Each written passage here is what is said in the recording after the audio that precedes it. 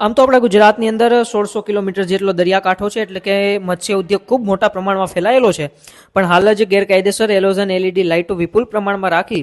Light fishing કરતા હોડી માલિકો અને સંચાલકો વિરુદ્ધ ગુજરાત મત્સ્ય ઉદ્યોગ અધિનિયમ મુજબ ગુનાઓ દાખલ કરીને ગીર સોમનાથ પોલીસે અત્યારે કાર્યવાહી હાથ ધરી છે. ગીર સોમનાથ જિલ્લામાં અનધિકૃત રીતે દરિયામાં લાઇન અને લાઇટ ફિશિંગથી માછીમારી કરતા બોટ અને હોડી માલિકો વિરુદ્ધ સખ્ત કાર્યવાહી અત્યારે ગીર સોમનાથ પોલીસ હાથ ધરી રહી છે. તો સાથે સાથે એલસીબી પોલીસ દ્વારા સોમનાથ મરીન પોલીસ સ્ટેશન વિસ્તારમાં દરિયા પેટ્રોલિંગ અને હોડી ચેકિંગ પણ હાથ ધરવામાં આવ્યું અને ચેકિંગ દરમિયાન હોડીઓમાં અનધિકૃત રીતે માછીમારી કરવા એકદમ પ્રકાશિત એલોઝન એલઈડી લાઇટો વિપુલ પ્રમાણમાં જેમ કે લગાવ્યું, આશરે 50 જેટલી લાઇટો લગાવીને માછલીઓને લાઇટથી આકર્ષિત અને ભ્રમિત કરી માછીમારી કરતા બોટ માલિકો અને સંચાલકો વિરુદ્ધ ગુજરાત મત્સ્ય ઉદ્યોગ સુધારા અધિનિયમ 2024 મુજબ અલગ અલગ કુલ 4 જેટલા ગુનાઓ રજીસ્ટર કરાવી કાયદેસરની કાર્યવાહી હાથ ધરવામાં આવી છે. આ કામગીરી કરનાર એસઓજી ગીર સોમનાથ દ્વારા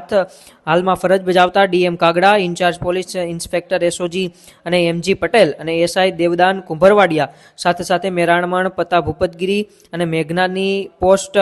હેડ કોન્સ્ટેબલ રહેલા વિપુલ ટીટિયા સહિત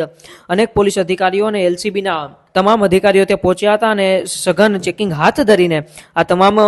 હોડી માલિકો અને જે બોટ સંચાલકો હતા તેની સામે કાર્યવાહી કરવામાં આવી છે. કારણ કે દરિયાની અંદર અમુક નિયમો હોય છે, મત્સ્ય ઉદ્યોગના અમુક નિયમો બનાવેલા હોય છે, તેમાં મોટા પ્રમાણની વિપુલ પ્રમાણમાં જેવો લાઇટ દરિયાની અંદર નાખતી હોય છે તેવી લાઇટોનો ઉપયોગ નથી કરવાનો હોતો અને રાત્રિ દરમિયાન માછીમારી નથી કરવાની હોતી. પરંતુ તેમ છતાં